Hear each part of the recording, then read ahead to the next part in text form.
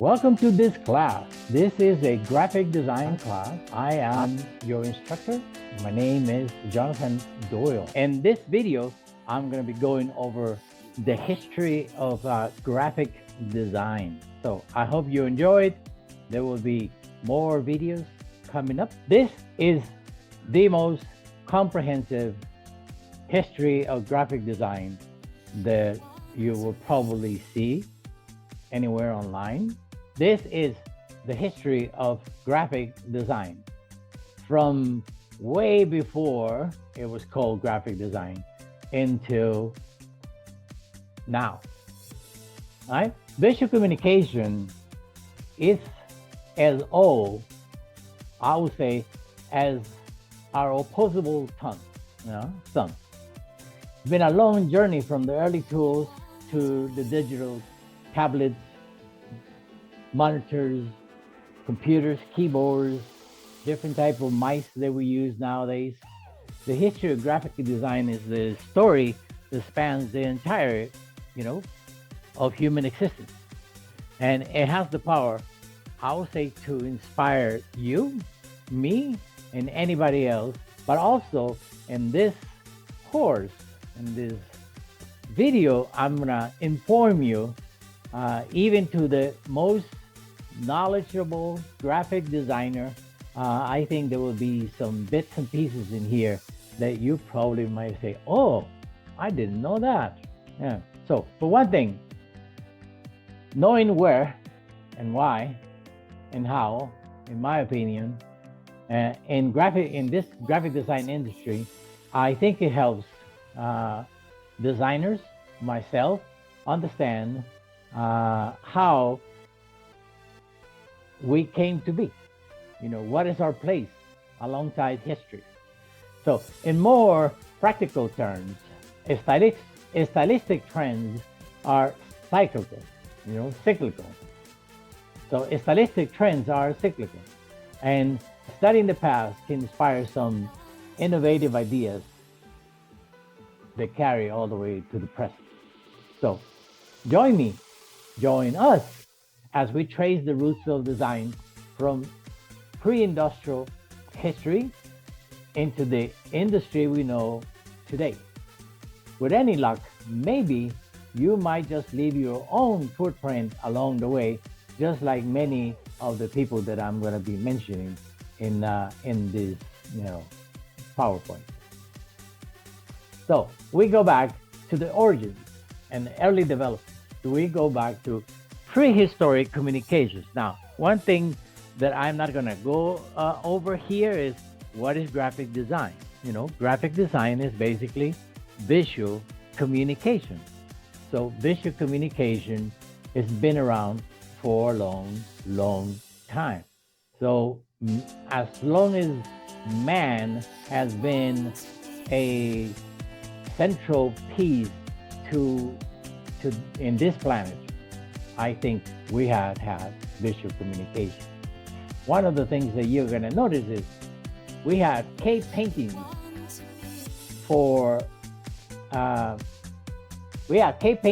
and rock art serve as early examples of visual communication. The people who designed this, the people who created these cave paintings, some people say a long time ago, as far as 37,000 before the Common Era. In other words, about 39,000 years ago, if you believe in the estimates. I'm not a firm believer into that, but it happened a long time ago. Their designers presented these images to convey messages. Those images express their ideas, their emotions, and perhaps in some cases, like some people have said, some religious concepts. So in here, you can see this is a cave in Spain called the Altamira Cave. And so there's concepts over here. There's rhinoceros in here. There's some bears in here. There's some horses in here. So what were they trying to say? We probably would never know. There are some ideas that some people have suggested that sometimes this was religious, shamanistic kind of before the hunt to hope for a good hunt. Some other people said people were just trying to be artistic. Who's right? Who's wrong? We never know. We don't have the creators to tell us about it. So that was one of the first paintings. Then we have probably, I would say, one of the most famous paintings. It's called the Lascaux Cave in France. Sometimes it's called the Running of the Bulls Cave. Sometimes people say this was created a long, long time ago, about 17 to 15,000 before the Common Era. So in other words, about 19,000 years ago. I don't really get into that. Some people don't believe that. I'm kind of like one of those that I think this is probably earlier than that. But so this is more from that cave.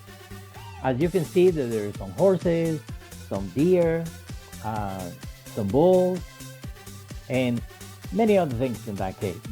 And this history of graphic design, I by no means I'm trying to exhaust all the stuff that can be told about earlier men and what they did. Just gonna show you some pieces. All right, so this is the Altamira Cave in Spain. There are several different caves in Spain. This is one that I really, really enjoyed. All right, so long time ago, some people said this was created about 1480 to 13130 before the Common Era. In other words, about almost 17,000 years ago. So you can see bison in here, very well drawn. So these people were not cavemen, even though these were found in caves. They had artistic. They knew, obviously, they knew how to draw this in a 2D wall painting. But the colors, are pretty good. So you see some more bowls in here. It's a common, I guess, like I was mentioning before, it's the common thing that, cave paintings have. People were drawing these large animals because if you kill one of these large animals, you're probably going to have not only just food, but you're going to have like pelts to cover yourself during the winter. And there's some deers in here, some more bulls. This is another cave, a little bit earlier than the one that I just said. This is called the Sand People Rock Art Mural in South Africa. Some people say that this was created a long time ago, about 8 to 6,000 before the Common Era, and about 10,000 years. If you believe on these dates, I don't. So this is a detail of this wall. This was created by Stephen Townley Bassett.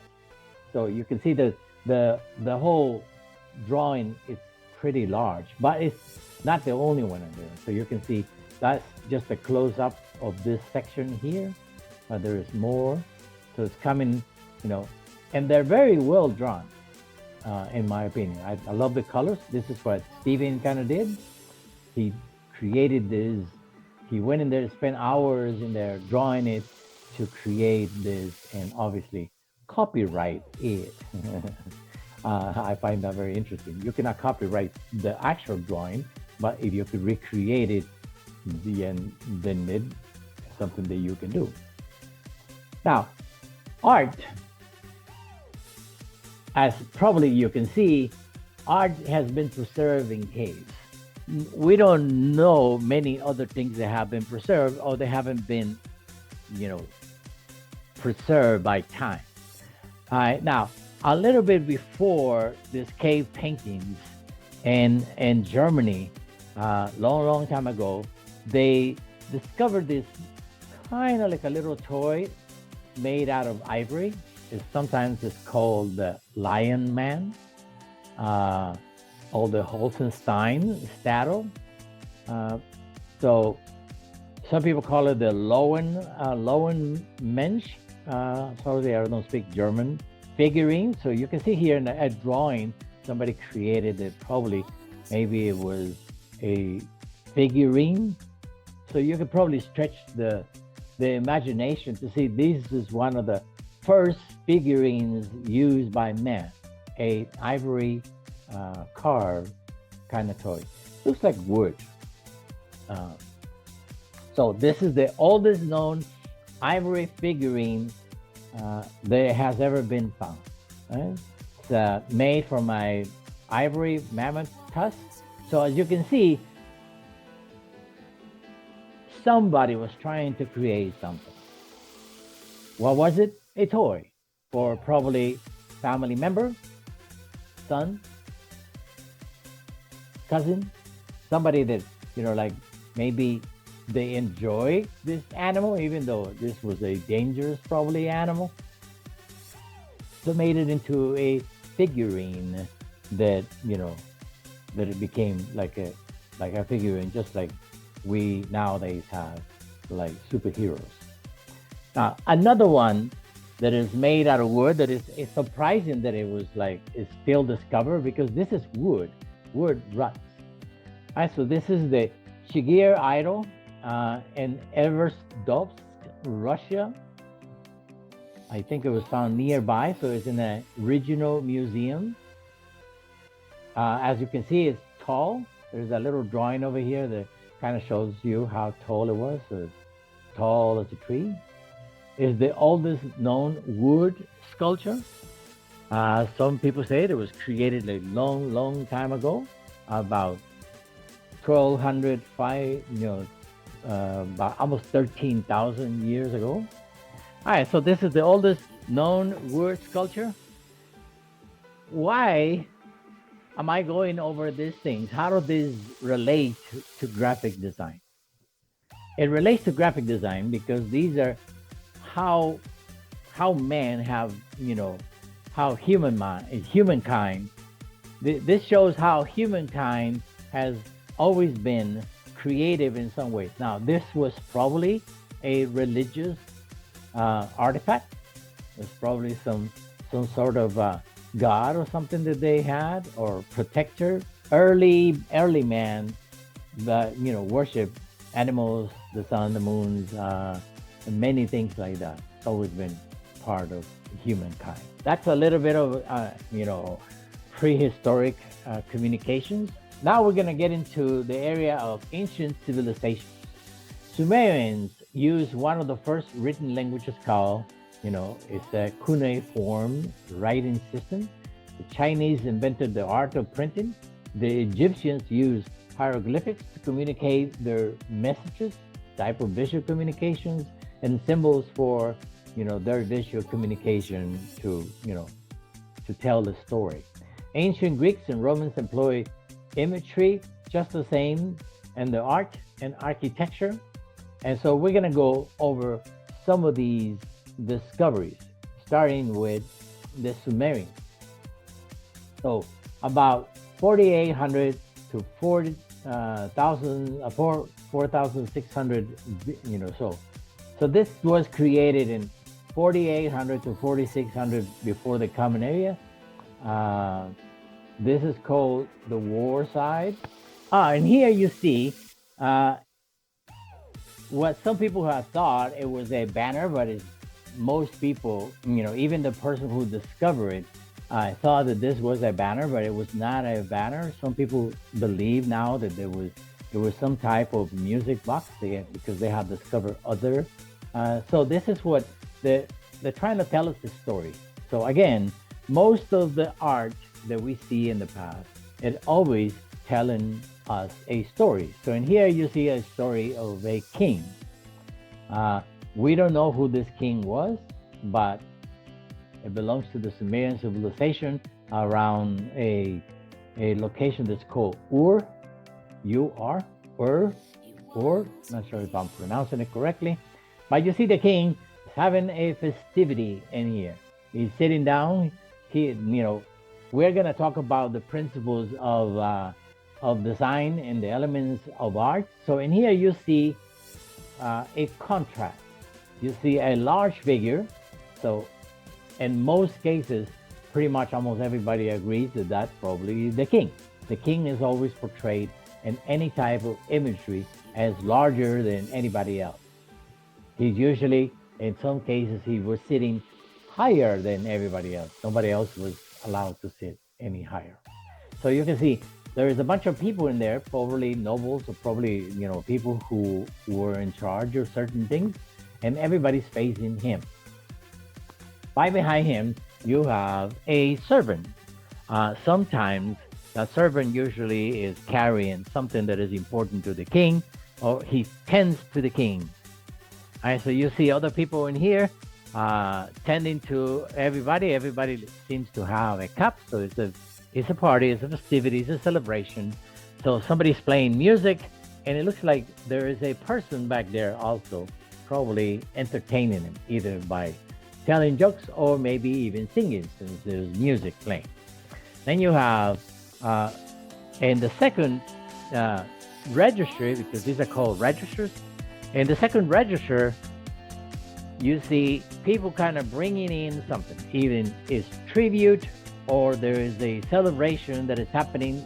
In some cases, religious. So if people had a lot of money, they brought some major gifts. So you can see like large animals in here. And then at the bottom register, you see that other people are also bringing things, but probably not as expensive as the people who are in the second register.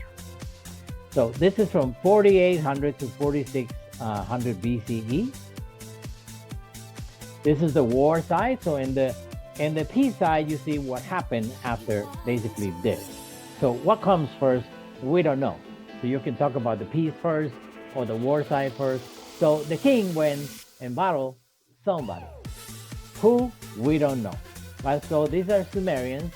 So you see the warriors conquer these people, and then as the conquerors do, they strip the people of their clothing, sometimes kill them. So you see in the first register, you see the chariot of the king and the warriors or the soldiers in there, bringing in, the people who have been basically conquered. Now, in some cases, these conquerors were, stripped down of their clothes, made to serve, and if you rebel, you were killed. Right? So you see more soldiers in the second register. You see more people who are stripped of their clothes, and you can see at the bottom warriors and some carriages, carriages, and then they're trampling on people, and probably these people were even killed by that or killed by others, like with their swords and arrows and anything else that they can use. So you can see this is visual communication. It's pretty good. It's using some of the principles that we nowadays consider important. There's a balance of figures. There's a proportion in here. There's not a lot of perspective because of the way it's drawn. Perspective is not going to enter the world of graphic design until probably the Renaissance. So most of the type of things that I'm going to be showing until then is going to be a 2D perspective, not really, important. Now, and here you're seeing how the representations are done in a certain kind of way. So this is what they did. They did the best. The person who is creating these items, they did the best they could with what they had at hand. All right, so there's a little bit of more Sumerians in here. All right, so this is the Blau monument pieces. So I think it's about 5 of them. So you can see graphic design. Again, there is imagery and writing. This is one of the first documents that we see where you actually have writing, and the other one we saw imagery. And here we see an imagery and writing. Obviously, I cannot understand what it is, but it's cuneiform in a way.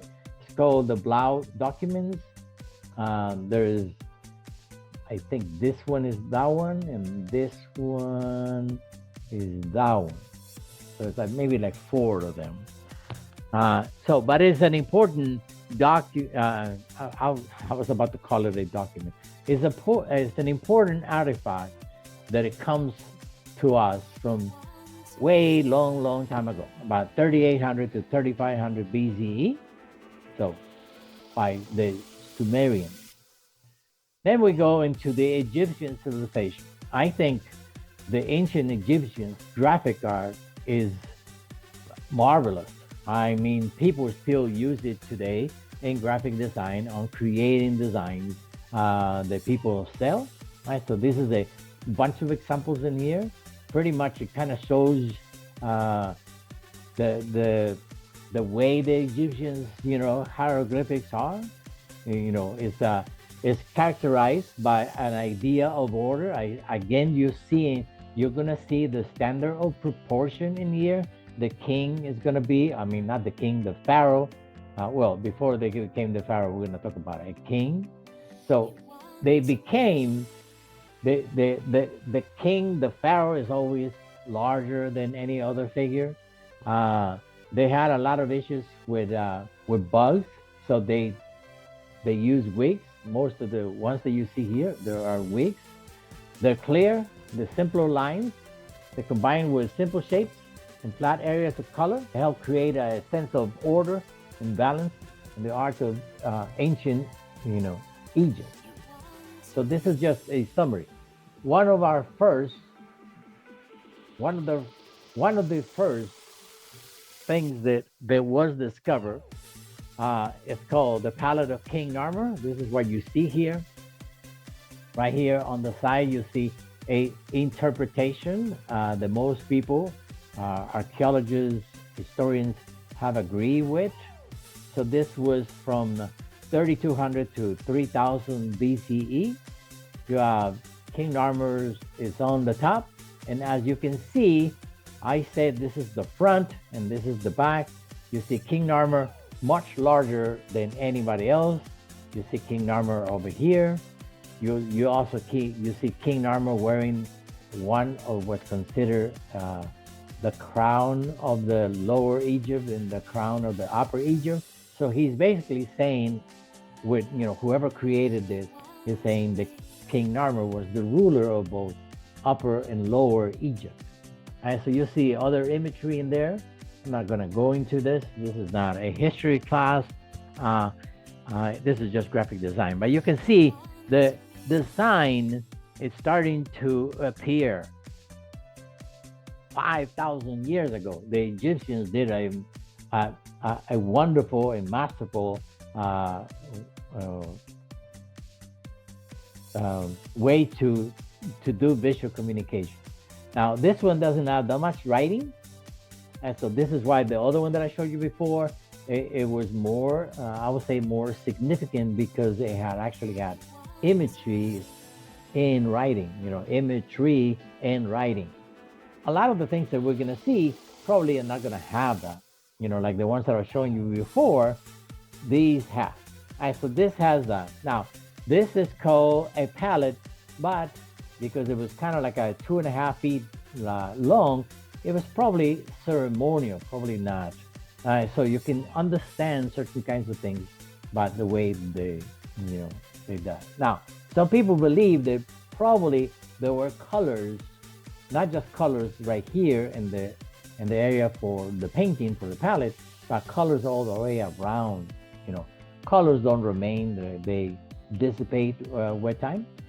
So you can see more here. This is another palette. Now, this is a real palette. This is not as large as the other one. This is called the palette of the animals. So you can see the area for putting the paints is much larger than the one that I just showed you from the palette of King Narmer.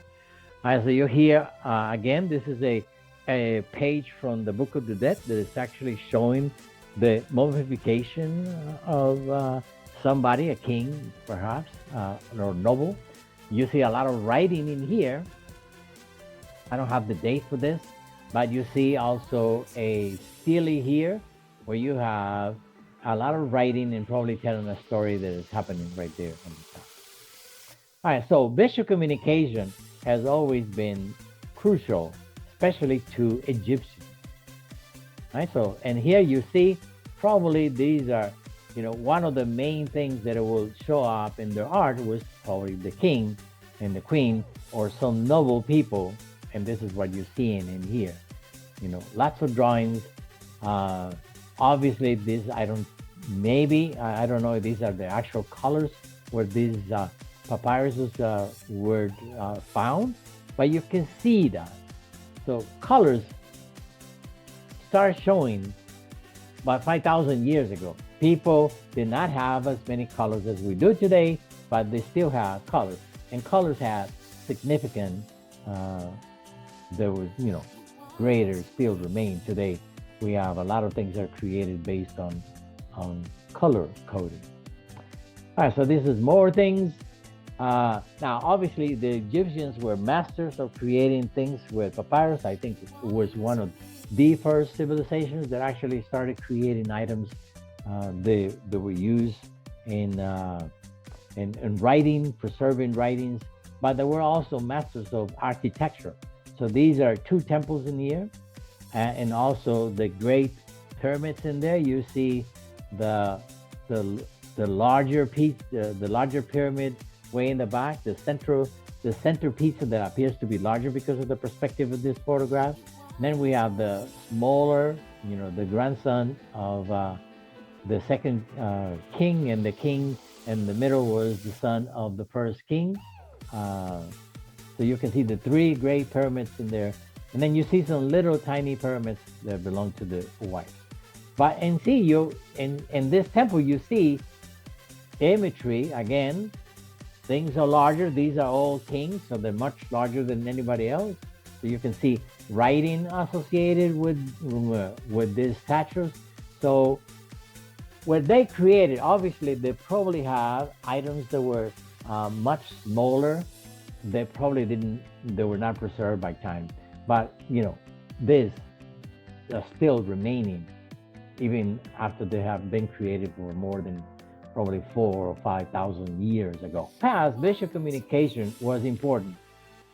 Nowadays, visual communication still remains, and it is very important to our common society, especially now in the era of video. Then we have the Greeks. It's amazing to me because most people consider classical art the Greek and the Romans. I believe it should be the Egyptians, the Greeks, and the Romans, because the Greeks knew about the Egyptians. They also kind of copy certain things that the Egyptians did. Now, obviously, the Greeks are famous for many different things. The columns they created, they have the Dorian, the Corinthian, different types of columns, and they created great, masterful temples. They created all kinds of different things, like music. They are considered the creators of democracy.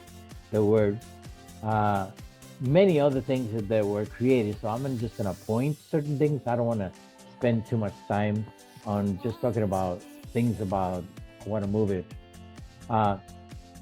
So the Greeks created many things. They're famous for the pottery. They're famous for their architecture. They're also famous for their governmental kind of system, democracy, created in there. They were famous for their fighting skills, potteries. So this is the Spartans, especially made very popular recently in the movie 300, awesome movie, which is really interesting. They're famous, but they lost because it's only 300 against a very large Persian army. All right, so this was the Greeks. The Romans are also famous for many different things. In many cases, what we know about the Greeks, we know because of the Romans, which is very interesting.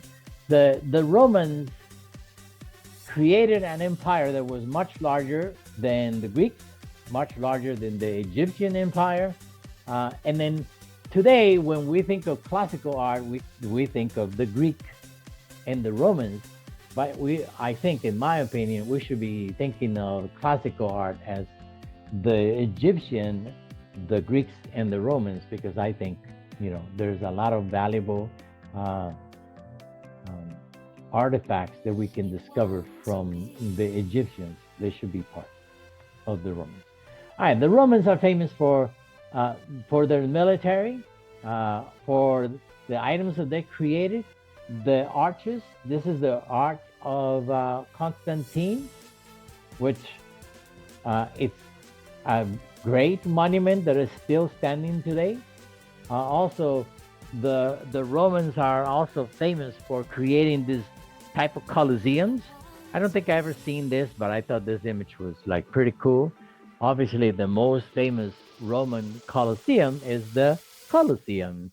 The Colosseum only has 4 tiers, right? So this one has 2, 4, 6, 7 tiers. I don't think I've never seen one that as tall as that. I think the tallest I've ever seen is the Colosseum, and I think there's another one in Spain that I think it was 1 tier, so 5. Not as tall as this one. This looks more like a tower. All right, so the Romans, ancient Rome, is famous for the way they conducted themselves, the Caesars, their language, the Latin language, which is not a spoken language nowadays, still remains among us because it's the basics of the Romance languages: Spanish, Italian, Portuguese, Romanian. So it's the basics of these languages, right? Also, the Latin still remains a very big part of science, right? So I think their achievements are like fantastic. All right, so this is even though this was not created by the Romans, this is right here you can see that this is Napoleon's I think it's 1912, created this arch, basically basing himself on what Constantine had done. So he wanted to create this. This is in Paris. It has some Roman imagery. So this is again another I would say imitation of what the Romans kind of did. This is another arch. This is a 3. Normally arches usually have just one. This one has 3 passageways, 3 arches. I think this one is in Russia or one of the used to be communist countries. I don't remember the name of it. I should have written the names of these.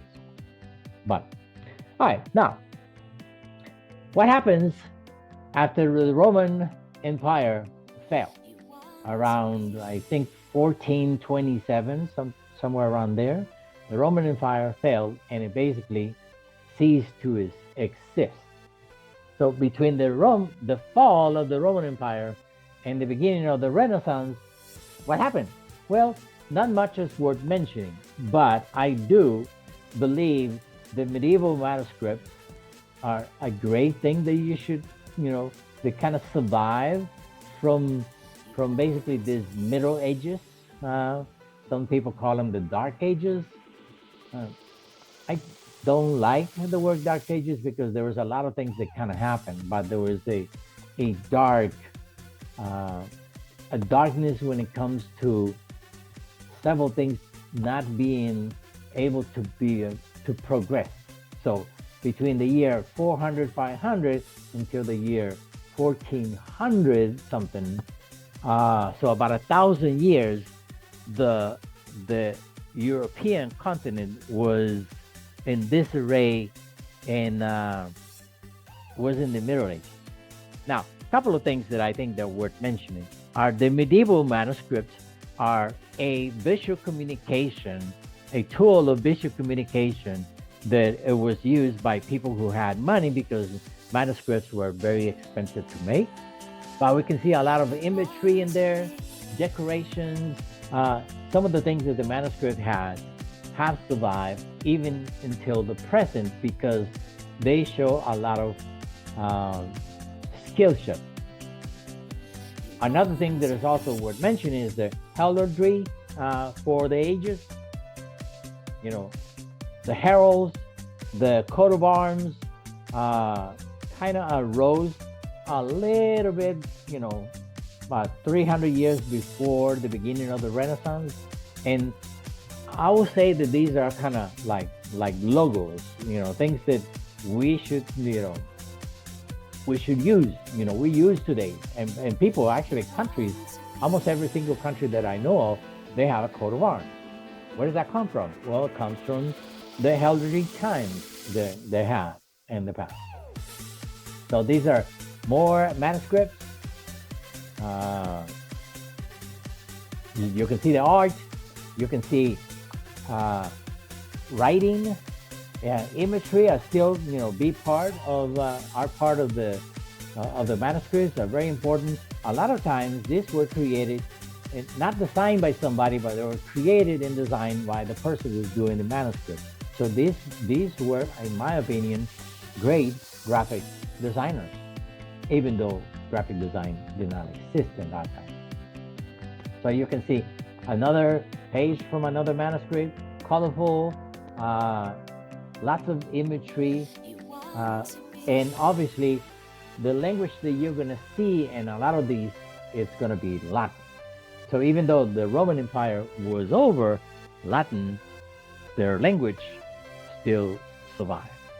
So heraldry, which is almost synonymous with something that I know of, called the coat of arms. A coat of arms is a certain kinds of symbols that got started in the 12th century battlefield. Why did it get started? It got started to show basically personal identity. So it's kind of like a logo, like we use it as a logo today. It had a very practical purpose. It was a graphic design, basically a personal logo that pointed out that whoever was wearing that, whoever was wearing that was a royalty or a prince or a princess or a very important kind of person. Now, that's how it got started. By the 13th century, the practice has spread to basically almost all nobles. Anybody, there was a knight or servant in the court, had one. So they were representing their families, or they were represented in the clan. So shields and tunics were particularly good places to display such symbols. Kind of like some of the symbols that they used were lions and eagles and crosses in geometric kind of forms. As more and more knights employ coat of arms, they have to become more sophisticated to differentiate them from each other. So the herald was the person who was basically in charge, or who had the knowledge to kind of tell you about a little bit more about this coat of arms, this personal logos that the people were using at that time. Now they become so sophisticated that they started being used by institutions, by universities, by guilds, by towns, and eventually by countries. Almost every single country that I know of has one. Right? So I know the United States have one. Several other countries that I know have one. If you don't know what that is, it's usually right next to the flag, you have a coat of arms. Usually when you have an international gathering, the people, they have one of those, they'll bring it up, show it to the people. All right, so this practice continues today. So countries have it, colleges have it, individuals have it, institutions kind of have it. As a matter of fact, I've seen some people who actually create like wedding, coats of arms. It's, have survived. We don't have any knights anymore. We don't have any, but even armies, kind of use certain kinds of things. So they're like logos, right? So even before we started talking about logos, these were their logos. They were their coat of arms. Uh, so these are some examples of that. They started as embroidery or drawings.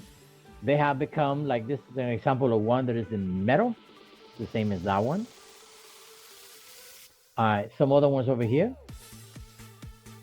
Now, these right here on the right are marriage heralds, where you put the Hershey and Bowden. So this would be the male and the female, and they create a new combined kind of logo. So some people are specialized that. I thought that's cute. Now there is another coat of arms in here, and then right here in the middle I put in a little bit of what basically what they stand for.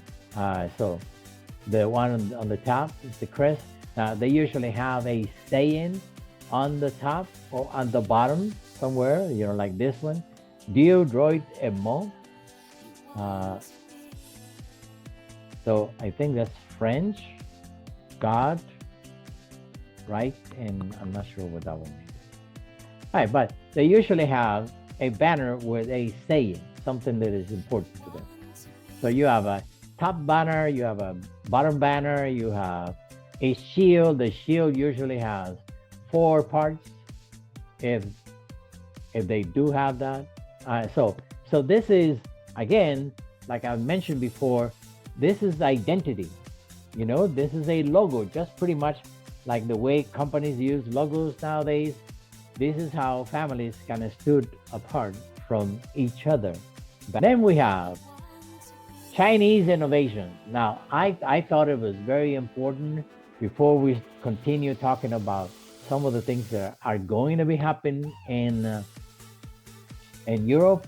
Chinese innovations have made great contributions to not only humanity, but also to graphic design. The Chinese innovated the key features of what we consider, big part of graphic design, even before the internet, became a crucial kind of tool for graphic designers. Those key features are paper making and print making. These innovations did not come to the, even though they were created by the Chinese, they did not come to the Western Hemisphere until almost the 13th century, right? Cai Lun, or Cai Lun, I don't know if I'm pronouncing it correctly, I don't speak Chinese. He is traditionally regarded by the Chinese as the inventor of paper and modern paper making process. Around 105 common area, so about 1920 years ago, long time ago. Recent discoveries, I don't have a name. I think I read an article somewhere that it says that probably it was not Cai Lun who actually is the one that invented paper, but he's the one who made it more important for Chinese society. So they think they can even push that up to basically 105 or 100 and some before the common area. In other words, more than 2,000 years ago. Woodlock printing started in China in the year 593. Common area. After those, I changed the denomination. Sorry about that. I was trying to keep it CE, but my brain just switched to the way it used to be before. So there have been 2 main printed, techniques in Asia that were used for hundreds of years before they were brought,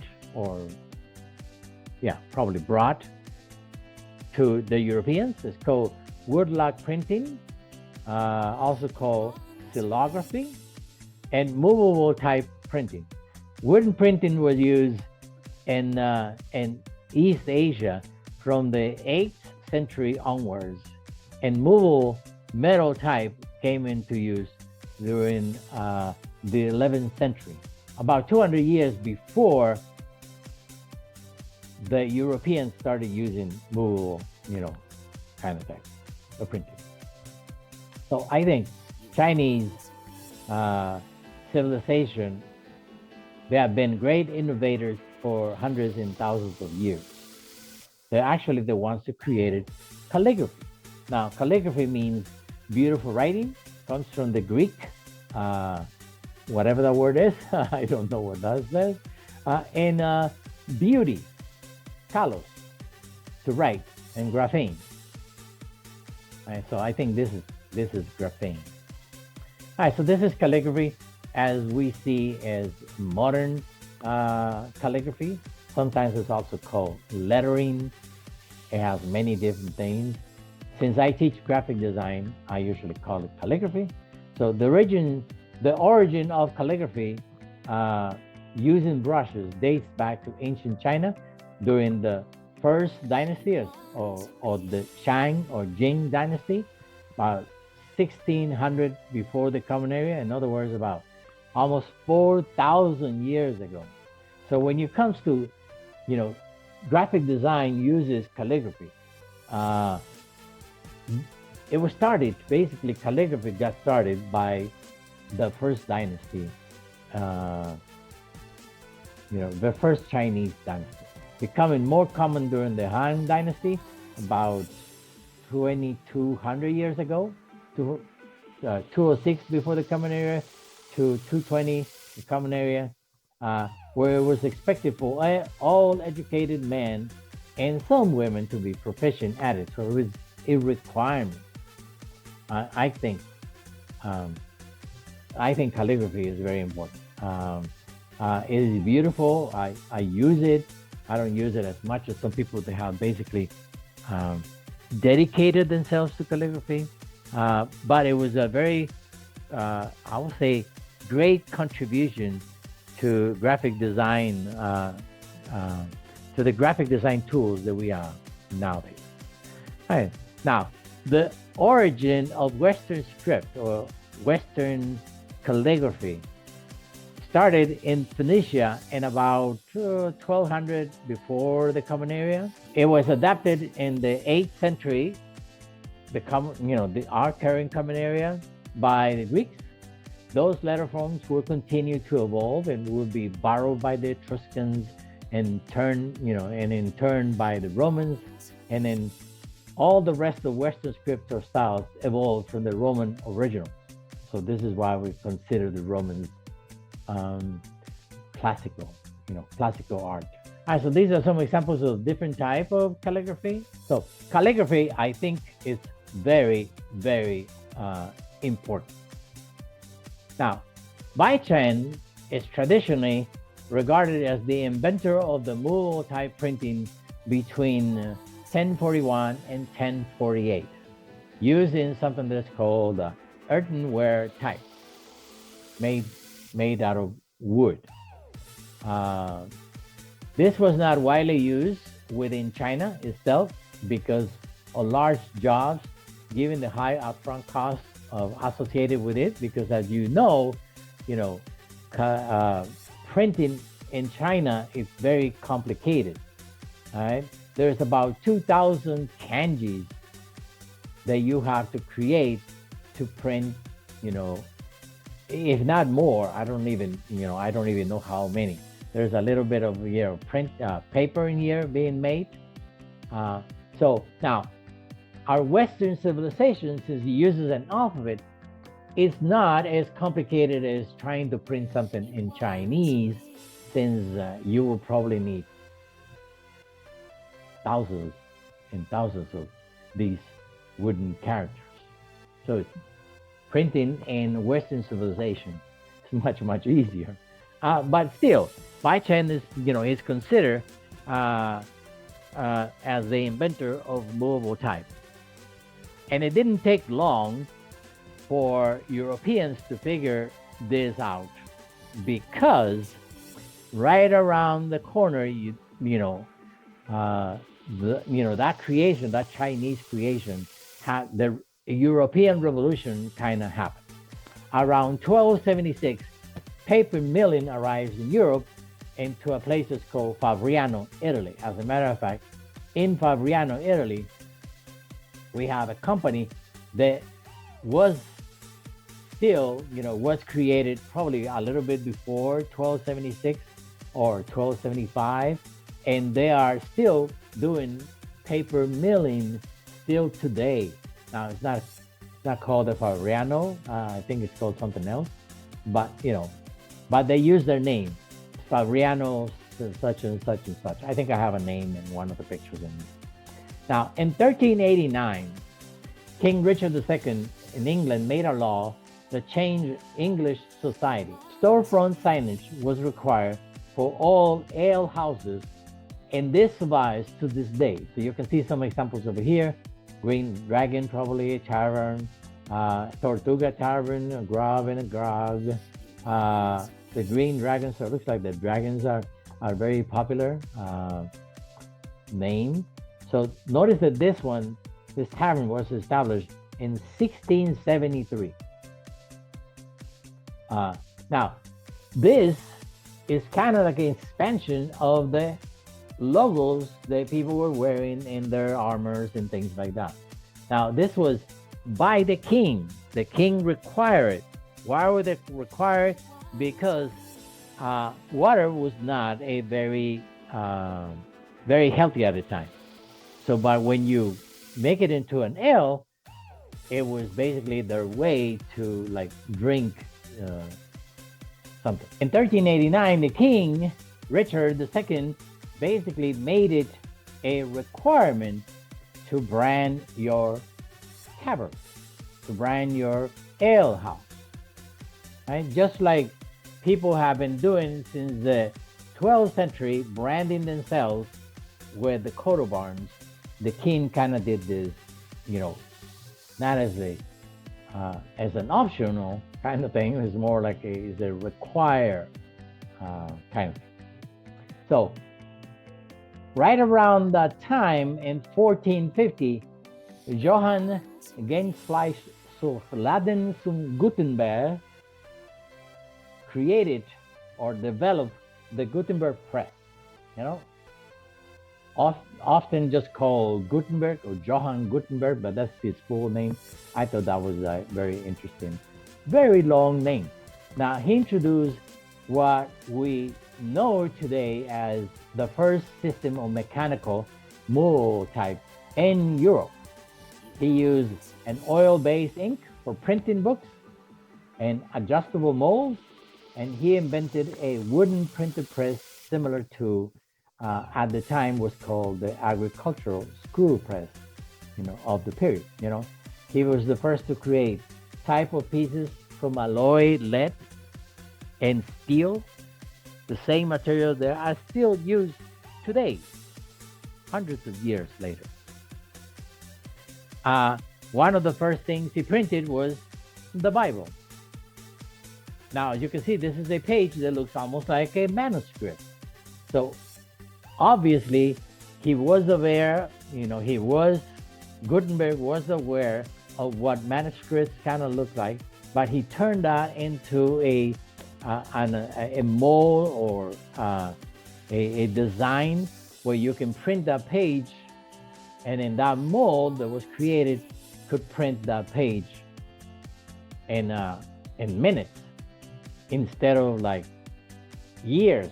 Literally, to create a manuscript, took years because each page had to be created manually unless you have 30 savvy scribes. So the printing press that Gutenberg created was a significant development to not just Western civilization, but the world civilization. And it became also an important tool in our graphic designers, which at this time, they don't exist yet as we know them today. But visual communication has always been I will say, a synonymous with what graphic design. All those Manutis also developed around the same time in 1450 a structure that became the foundation for Western publication. This is his logo. It became a symbol of speed and stability, and anchor with a dolphin, even though it does not look like a dolphin. It looks like some kind of like sea creature. And then you can see his name, A.L. Aldous Manutius. Not sure what a DB is.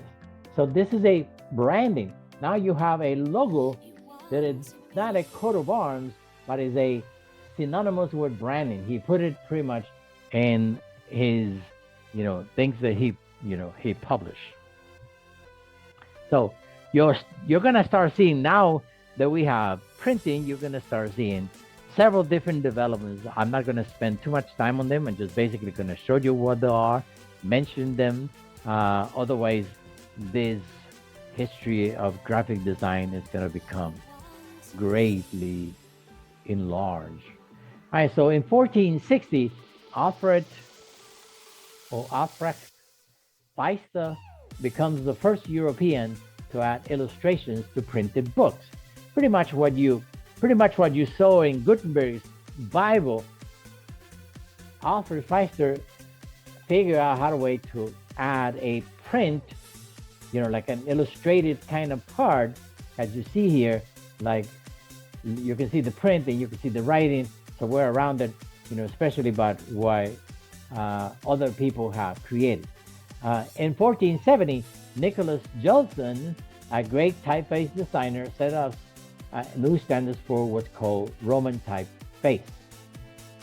In 1530, Claude Garamond opens the first foundry for developing and selling fonts to printers.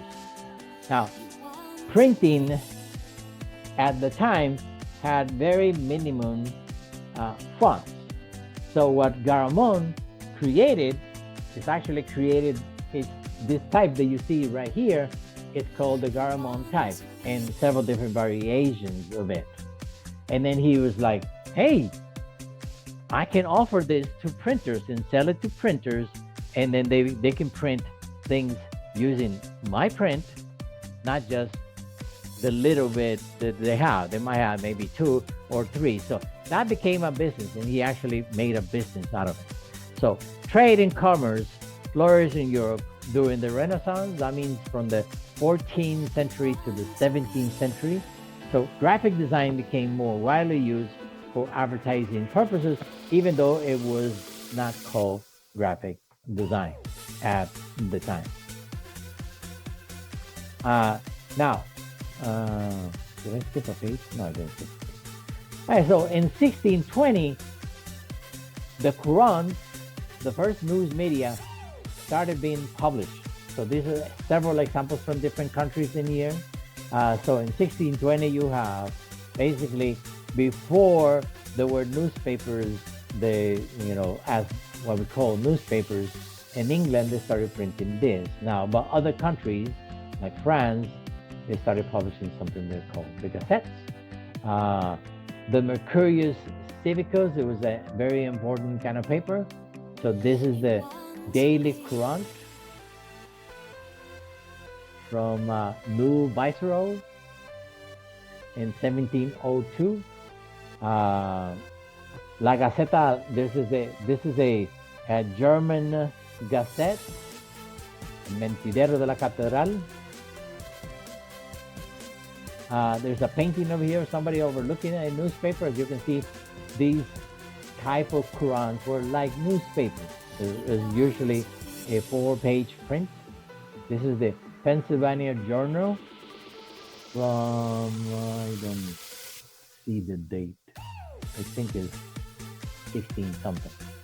So the Courants became very important, but as this media started being created, some principles started arising. What kind of a principle? You have a coat of arms right there. Where? In the center. Why? Because it's drawing the attention for the reader to that item. And this other print here that we have. I can't read the name.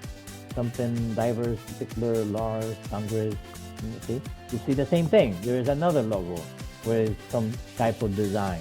And the Mercurius Civicus, instead of having it right there in the middle, they have it right there on the top.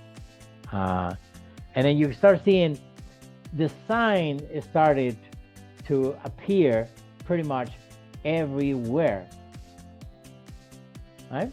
So it is as news media starts appearing and showing up in more areas, then graphic design is becoming more and more crucial, because you need to figure out some of these principles. Now, the principles that I'm talking about, I'm going to talk about in the next class. All right, so we're going to talk about the principles of design and the elements of art.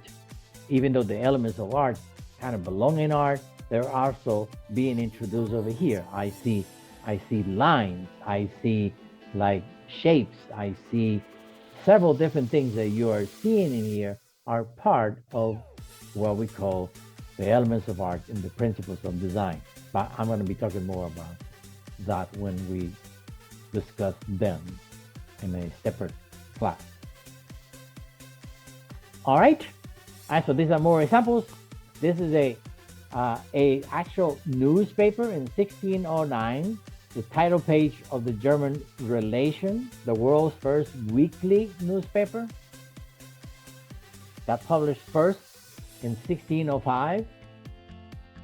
You see in 1645, the Ordinary Post Key, oldest still published today in digital format, only newspaper in the world. Got started in 1645. In 1661, we have the oldest print edition, or I would say the oldest printed edition. I'm not sure which one is correct. The oldest print edition still published in the world under the name the Boletín Oficial del Estado, the BOE, in Spain. It was printed until 2008, December 2008, and from 2009, it's been online. I think what they was trying to do is to compete with the Ordinary Post, and since they stopped publishing in 2007, they continue in 2008. I find that very interesting. They continue publishing it just a little bit longer so they can hold the record, and I don't think anybody else has been printing this since the original kind of times. So I think that's very cool. They were savvy. Now, actually, as you can see here, there are several different elements of the sign in here. You know, things are in the center, images kind of used, things are balanced. There is a unity in here, several different things that we haven't talked about yet, but these are the principles of design and the elements of art. So you have shapes in here, shapes. Now, as you can see, color is not present in this print. Color printing had not been created yet. All right, so now, in 1760, the Industrial Revolution comes to the stage, into the world stage, with more, I would say tools, more items that you can, say productions advances in graphic design. Lithography in 1796 is developed by Alois Senefelder. This is a picture of what the lithography machine is. This is one of the first books he published, the history of lithography.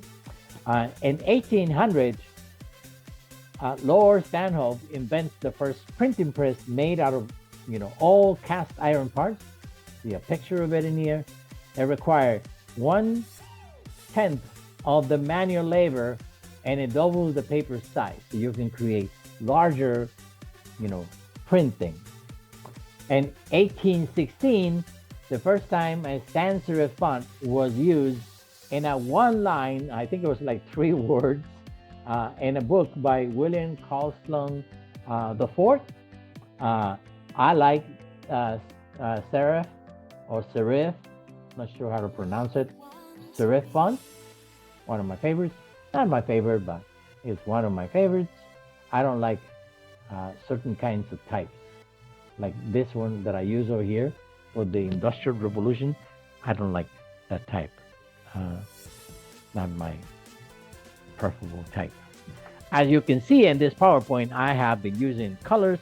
I've been using different kinds of fonts, different kinds of things to kind of like point to certain kind of things. In 1837, finally, color color arrives into the world of printing. All right, so Godefroy Engelmann of Mulhouse in France was awarded the patent for something that is called chromolithography. All right, so basically multicolor printing, and he received that patent in 1837. It became the most successful of all the methods of color printing in the 19th century. So this two examples right here of that.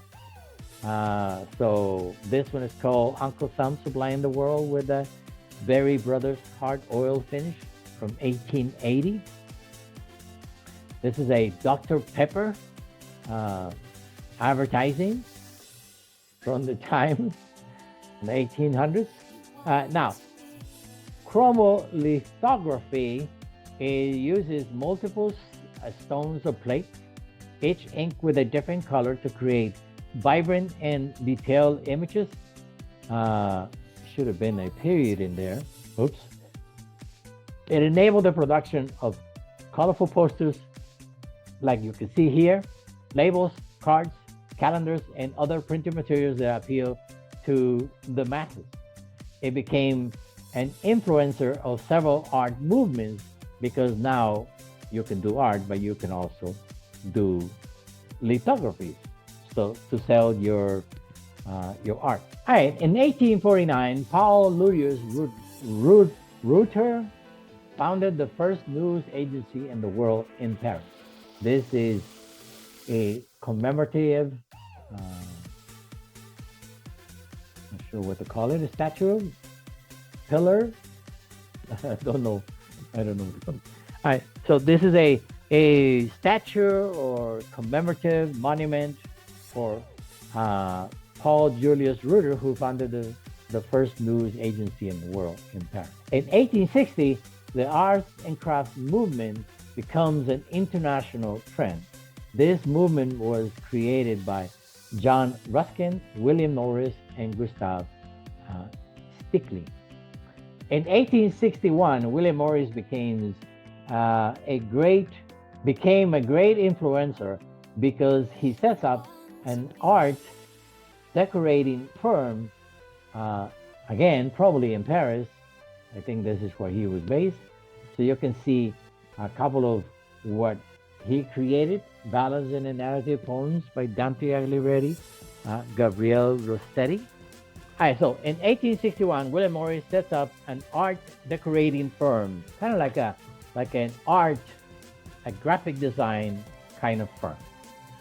But because the term did not exist at the time, he, obviously he was not able to call it a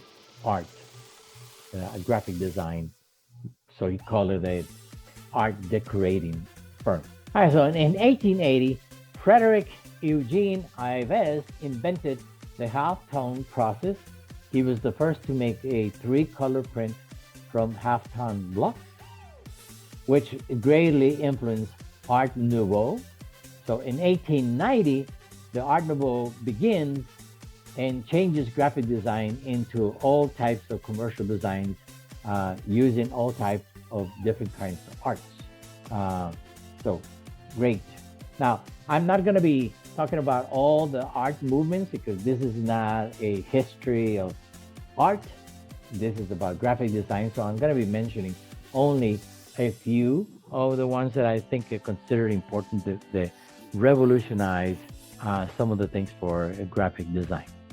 So in 1901, Frank Lloyd Wright presented a lecture titled The Art and Craft of the Machine. And I call it a book because I think it was printed into a booklet later. So he laid out in this book or in this lecture the basic principles that we use in modern industrial design. Now, obviously, Frank Lloyd Wright is also famous for architecture and some of the things that he created, but he was also into design.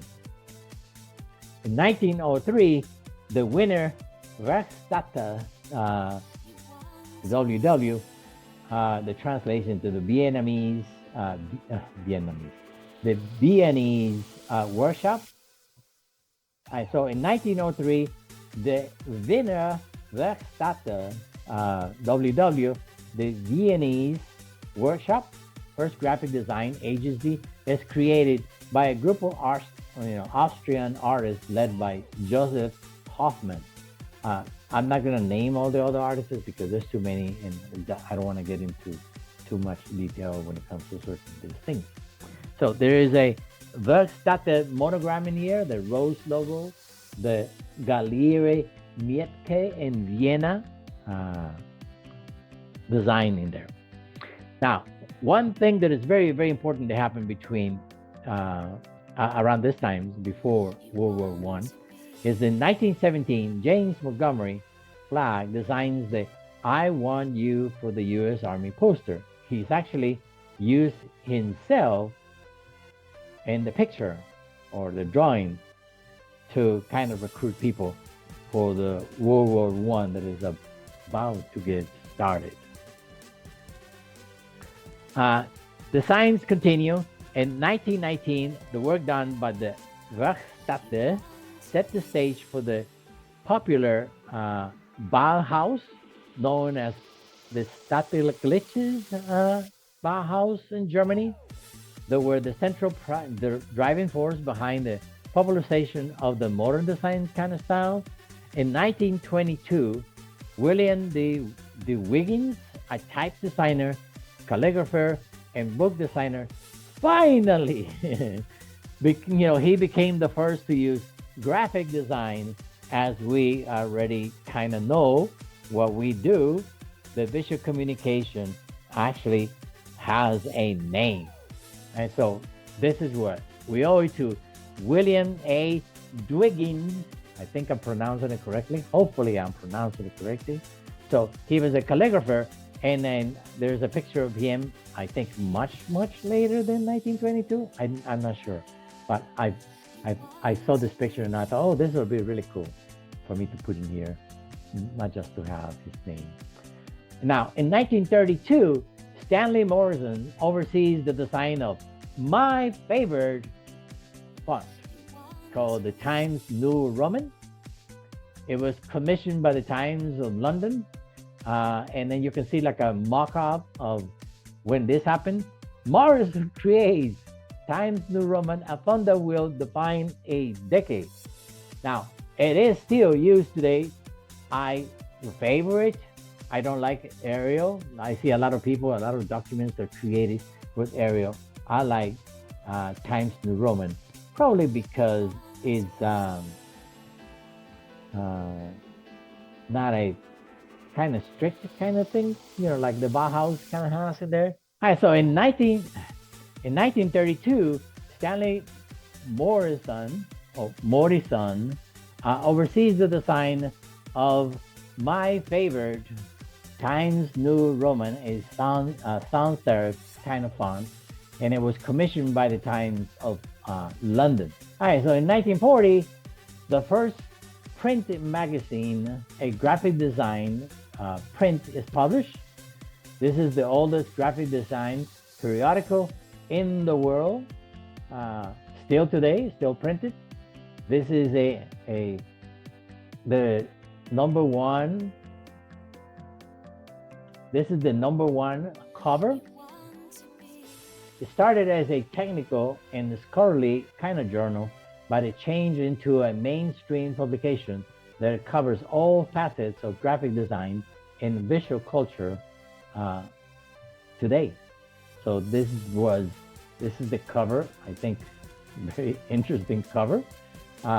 These are the thumbprints of somebody, I don't remember who, and this is volume 2, number 1. cover.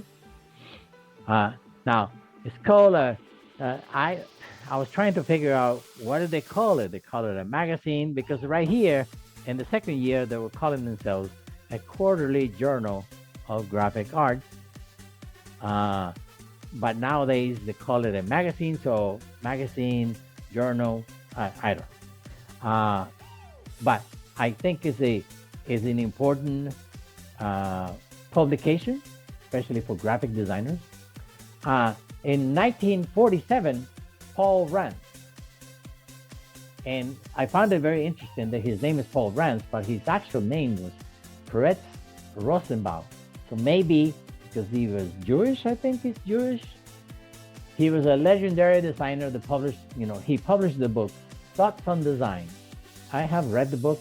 I don't think it's very important, but this book, according to some people, shaped largely the future of the entire industry of graphic design. Now, he's famous for having designed many logos. Like you can see the IBM logo, the UPS logo, the Ford logo, the Westinghouse logo, the Cummins logo, the EF Tours logo, what else? The Enron logo, which is no longer they're no longer a company, but you can see like a bunch of different logos that he's designed. So logos is important. This is one of the things that I decided to include heraldry in here because they were kind of like the first logos. In the in the 12th century, hundreds and hundreds of years ago, logos are very important in our modern society. They're so important that pretty much the 1950 was called the New York School, not really a school, not really a movement, but more about like a group of designers from New York. They had a very strong creative drive. They believe in less is more, kind of like Paul Rand was part of that, New York kind of school. They believe in functionalism. They believe that the use of images and geometric forms to convey messages. And this New York School group of designers were Paul Rand, Saul Bass, Bradbury Thompson, Herb Lullabin, and George Skimmy. And this is an example of the logos. This I find that's very important. Paul Rand is very famous for the logos that I showed you before. These are Saul Bass. This is, I think, the AT&T logo. The don't remember what this logo stands for, but he became famous for designing that. And then you have Herb Lullabin, some of the designs in here by him. Again, the logos. All right. So, from the 1950s to the present, graphic designers around the world have started what I would say a slow approach to what to computer digital modern times that we live in today. I think computers have made incredible improvements, not just to their lives, to people around the world, because of the tools that many graphic designers use today are not just used by graphic designers, but they're used by people who are not designers, people who create like art, people who create other things. So now, a few things from the 1950s to the present are worth mentioning, so I'm going to mention those. And those things are that in 1957, Max Miedinga designed a font that it was called the Neuhaus Grotesque, but it later changed the name to Helvetica. I don't really like it. Again, I kind of favor sans serif kind of fonts, but I wrote this with Helvetica just to show you what the writing kind of looks like. In 1959, another I would say graphic design kind of publication got started called the Communication Arts Journal. Um, I don't really know the difference with what's a journal, what a magazine is, but I say this is why I put journal slash magazine, right?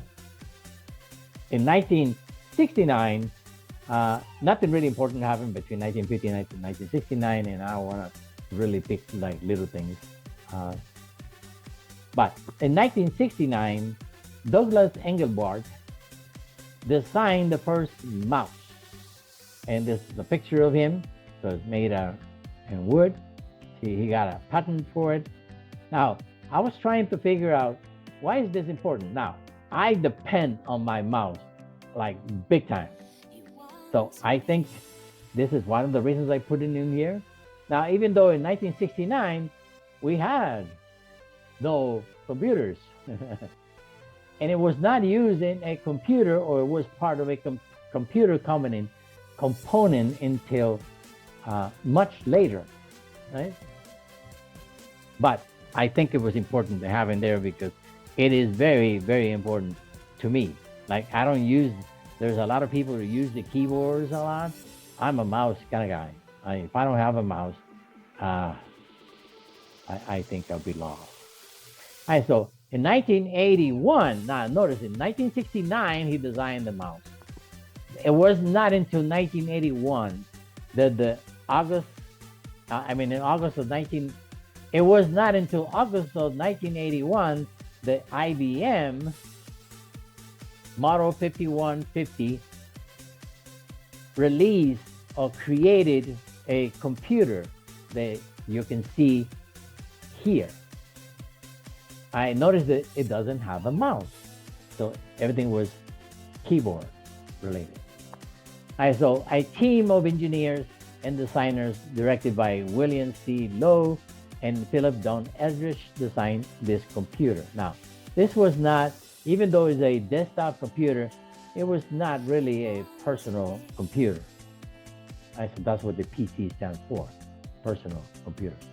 In 1981, I think is important, and I'm putting it here because I think the MTV appears in the scene. Now, why MTV important into graphic design? Well, they spearheaded the youth and musical culture that is really big, especially nowadays. They are an icon in pop culture, and they were a big influencer not only to the music world, but to the design world. Their logo was created countless ways of branding. And so they actually kept on changing. It was actually created in 1980. In 1981, they changed it. These are like 4 different, iterations of it. And then they started pushing the envelope of what a logo is and what a logo should be and remain, the brand, the MTV brand still remains no matter what they did with it. Well, I think a little bit different right there. That one is a little, I would say, convoluted a little bit. And in 1982, a company that I value quite a bit got started, called Adobe. It got started by John Warnock and Charles Genshinki. They released the first product that it was called PostScript.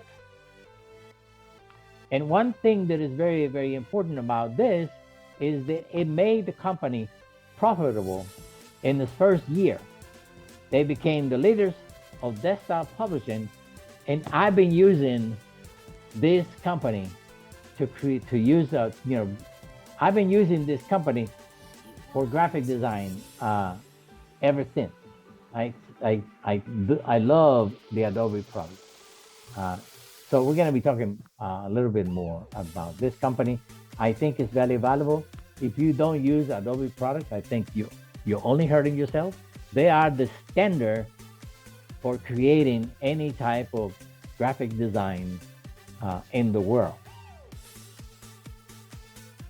Now, in 1983, Apple released Lisa, and when they discovered the PostScript, they wanted to buy Adobe, and Adobe said no. What Adobe did, and this is one of the reasons why it became profitable. You know, it became profitable in the first year, is because Apple invested in them. They sold them about 18% of their shares, so they made a ton of money on that, but they still remain and maintain their independence. Now, I find that interesting that even though Apple created this computer desktop,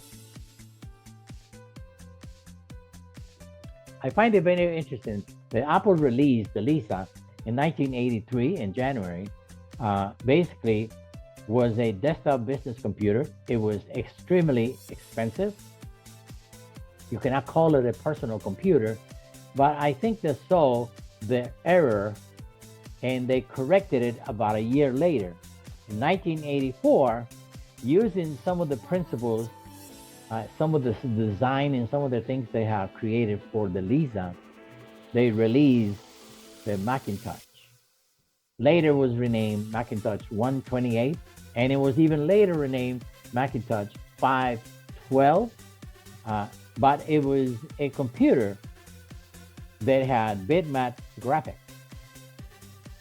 Now you're gonna see that Apple is gonna be central to graphic design, but hand in hand with Adobe, they're gonna be creating basically an industry, the industry of graphic designers, certain kinds of things that the Adobe is gonna provide to Apple first, and years later to Windows, because Windows had not even come into the scene yet. Now, in 1985, Aldous by Paul Brainerd develops something that is PageMaker software. He coins the phrase desktop publishing, even though they're not producing anything as such as a computer. Now, and in 1984, or between 1983 and 1984, Windows was not really interested in making computers. But finally, in 1985, in November, almost 2 years later, they released Windows Point 1. Now, Windows Point 1, you see an image over here, it was mostly based in MS-DOS. It's not really a window kind of what we know it today, but they came into the market and they're gonna make a difference into the graphic design kind of world. Now, Adobe, at the same time that Apple is making strides into the personal computers, they also started creating what I would say is an empire. So in 1987, now they did this by acquiring companies, like the Aldous company, Adobe bought them out. Right, so in 1987, as this PageMaker, that it was part of the Aldous brand, came into the Adobe, and they rebranded it as Adobe Illustrator, comes into the graphic design market. In 1989, a Windows version becomes available. Look at that, almost 2 years later. So for the first 2 years, Adobe was like really favoring the Apple brand. They kind of stopped after a few years, but they were doing that for many years. You're gonna see that. In 1990, Adobe Photoshop 1 is introduced, and it becomes their flagship product. It is the most used tool by graphic designers around the world. In 1993, a Windows version, almost 3 years later, so in 1993, a Windows version becomes available. That's why sometimes, by many years in my life, I heard that the Apple is for graphic designers. Not anymore. Maybe at the beginning of those years, I started building computers in the 1990s. At the beginning of the 1990s, and I've been building my own computers ever since. but I do favor Adobe products for PC. I don't use Mac products, personal reasons. Uh, Now, in 1990, around the same time, the Adobe Photoshop releases, Photoshop, Tim Berners-Lee develops the World Wide Web. And I don't think we could live without the World Wide Web today. But he also releases what's called the HTML code and the concept of URLs, in other words, website addresses. And so I think a personal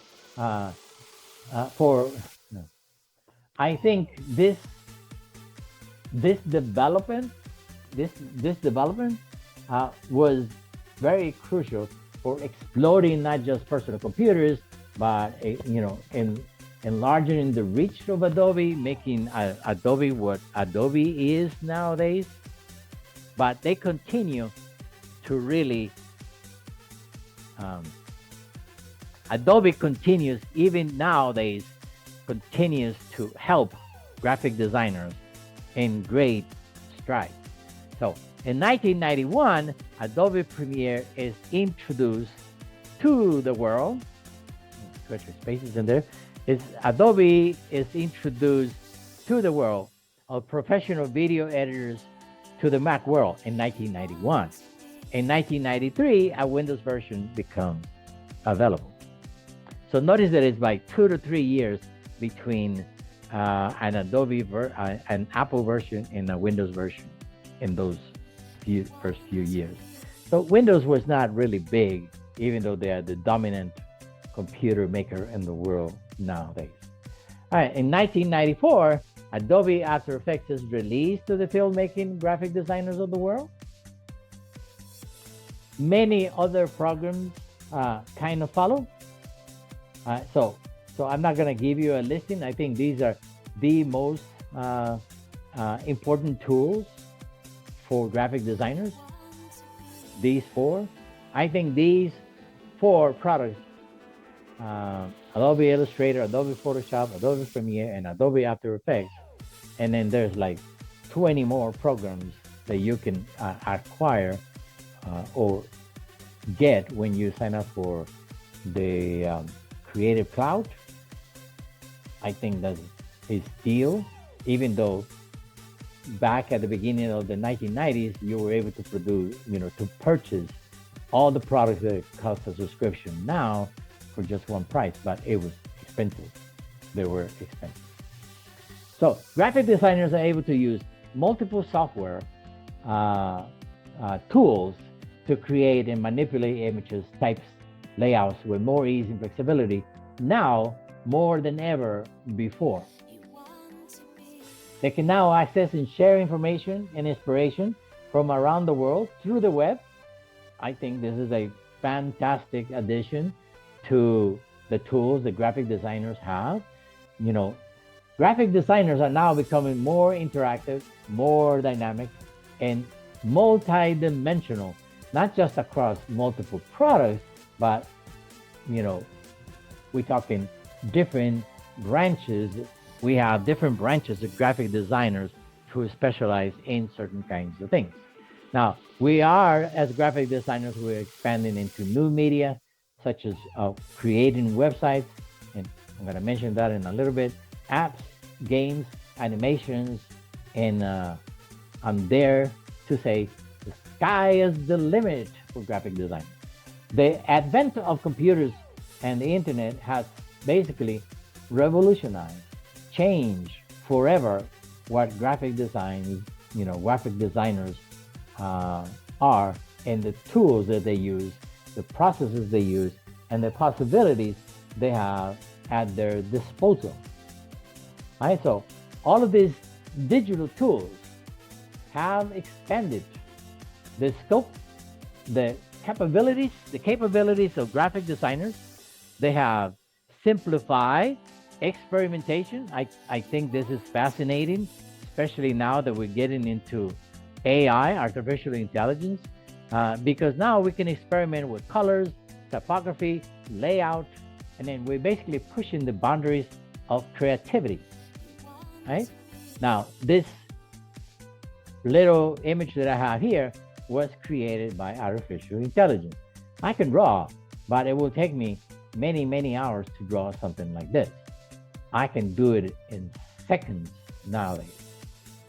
To create this other design over here of idea exploding in your mind and in all kinds of different colors, again, that can be done with a artificial intelligence in a matter of seconds.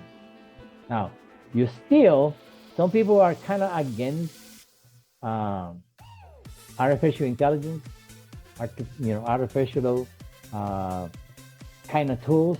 I don't know why, because Adobe is using it. Right now, Adobe has something that's called, forgot the name of it. So right now, Adobe has something that's called generative fill. Like if I wanted to have this picture and I wanted to have like change the whole background and say that she is standing in a studio or somewhere, I can do that with generative fill in a matter of seconds. What would probably will become a arduous task if I was trying to paint it, have multiple things. So like I was saying before, experimenting, with color and layouts and backgrounds and all kinds of different things now is a matter of just clicking on a button in Photoshop. So current design, for graphic designers, our current digital area has also led to the appearance of new graphic design disciplines such as web design, user interface (UI), user experience (UX), highlighting the field of how graphic design is adaptable and it continues their evolution as new tools, enter the market, like artificial intelligence. So all of these right here that I have in front of you have been created by, basically a designer who basically told the artificial intelligence, do this. Now, can a graphic designer do this by hand? Obviously, before the artificial intelligence came into the scene, there was many things that I created that had nothing to do with the artificial intelligence. But now these designs can be created in a matter of seconds. Why is that beneficial? Because it frees you, the graphic designer, to explore other things that sometimes we cannot. Because designing certain things, by hand is time consuming. Sometimes time is a killer of creativity. Right? So you want to create certain things and you don't have the time, it isn't going to happen because you don't have the time. So now artificial intelligence are coming to the scene, and now I think this tool, it is a tool, not going to put anybody out of a job. If I think the only time that something like that will happen is if you refuse to use it as a tool instead of fight against it. So, graphic design. What is the future of graphic design? So, as you can see, graphic design is constantly evolving. Right? It reflects the changes and the world we live in. Artificial intelligence is coming in. Nobody is stopping that. Graphic design is not only about creating beautiful and effective visuals. It's also about communicating messages. So if you can create a message easily, wouldn't you do that? That's my opinion. So communicating these messages, expressing your ideas, influencing emotions, those things, they have been part of graphic design since the cave, since the cave paintings, I think it's your goal. So what tools are you using? They're your tools. A computer is a tool. People didn't have it 50 years ago. Nobody went, oh, we're not going to use computers. People did. So graphic design is a powerful tool that can inform, they can educate, they can entertain, and or persuade audiences across cultures and contexts. I think the designs that are created today are wonderful. They're exploring and pushing the limits.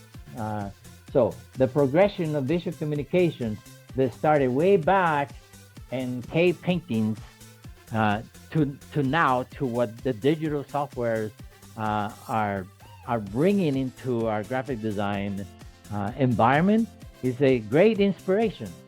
And so now, what fruits this future is going to bear is up to you. Are you going to be part of the next generation of designers that uses artificial intelligence? Are you going to be the client who wants to ask of designers to use artificial intelligence or create certain things that would have been impossible without artificial intelligence and some of the tools that have been introduced? I don't know. All these tools might lead you into a new leap of designing thinking. And that's where I leave you with it. All right, thank you.